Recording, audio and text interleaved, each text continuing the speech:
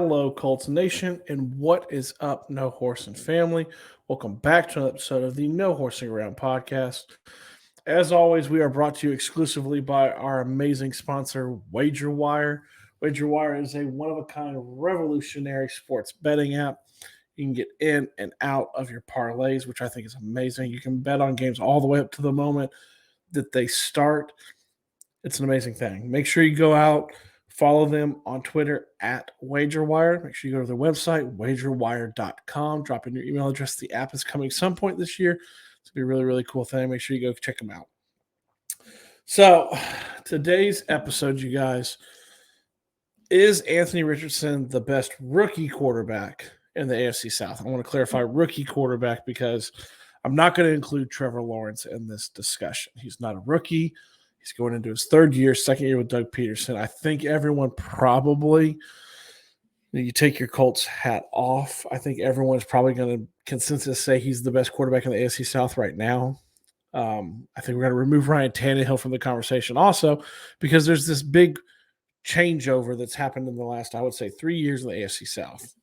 3 years ago, right, you're looking at a rookie, Trevor Lawrence. You're looking at 3 years ago, Deshaun Watson with the Texans. Is that right? I mean, it's probably.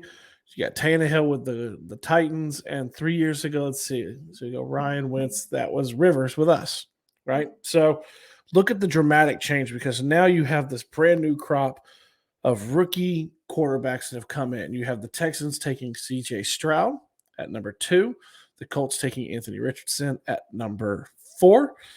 And you have the Titans taking Will Levis in the second round, I think pick number 33. Okay. So of those guys, let's look through a lens and say these are the presumptive future of the AFC South. Is Anthony Richardson the best of these three? Oh, I'm going to say yes. I'm going to say yes. If we're looking in the future, let's say all of them produce, right? So CJ Stroud, I think, we talked about it a lot in the lead up to the draft. He's a fan of, I was a fan of him. I think he had the highest floor, but not the highest ceiling. I think he's going to start right away for the Texans. I just don't see how he doesn't. I think he is going to do really well. The question is, how are the Texans going to be, right?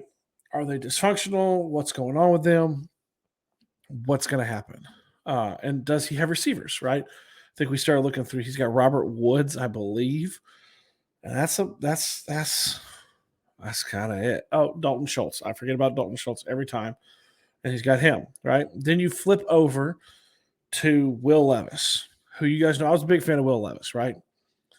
I don't know how I feel about his situation. Now, living in Tennessee, I hear a lot about him. I hear the Titans fans who hated him when the Colts were going to pick him and made fun of him and how bad he was going to be, and now talking themselves in that he could start this year, that maybe they trade Ryan Tannehill for him to play, that he is in the best position of everybody. I don't know if you guys noticed, but they recently did a poll. Not a poll. They broke down according with with points, and the Titans had the worst receiving core in the entire NFL, right? I mean, can y'all name one? I mean, I can't. I hear it on the radio all the time, but can you guys name a receiver? Can you name a tight end? Can you name someone on the offense not named Ryan Tannehill and Derrick Henry? I'll wait.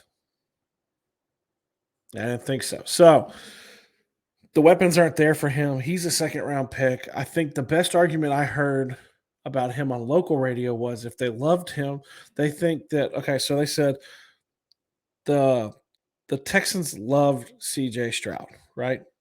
The Colts loved Anthony Richardson. You heard Jim Irsay say he'd draft him. If they had the number 1 overall pick, they would have drafted him number 1. The Titans did not pick him when he was available at their pick at 11. They chose Peter Skoronski, and they traded up to get him in the second round. So they like him, but they don't love him, right? So what does all this mean? What is all of this kind of like talking about weapons, talking about systems? And let's talk about that for a second. Let's talk about systems. So you've got C.J. Stroud going to the Texans with a defensive-minded head coach. right? You got Will Levis going to the Titans with a defensive-minded head coach who likes to run the ball. And you got Anthony Richardson going to the Colts with an offensive-minded head coach who just developed a quarterback like him. I'm just saying, like,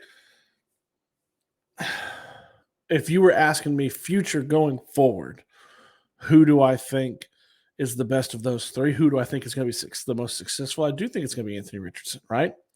I do. I think he has the potential and the environment.